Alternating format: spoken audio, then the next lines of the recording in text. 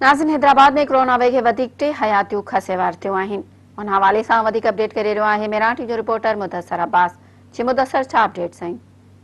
जी बिल्कुल सारा सिंध जे 2 नंबर वॾे शहर हैदराबाद में कोरोना जा वार हलंदड़ आहिनि। गुज़िरियल 24 कलाकनि दौरान कोरोना वायरस जा वधीक 177 नवां केस ज़ाहिर थिया आहिनि, जॾहिं त कोरोना सां 3 मरीज़ पंहिंजी ज़िंदगी जंग पिणु हाराए वेठा आहिनि।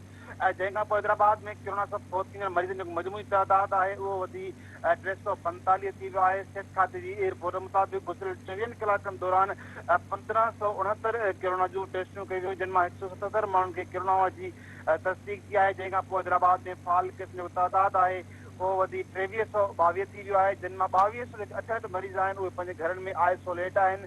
जॾहिं त जेके 54 मरीज़ आहिनि उहे सिविल अस्पताल हैदराबाद समेत मुख़्तलिफ़ अस्पताल में ज़ेर इलाज आहिनि।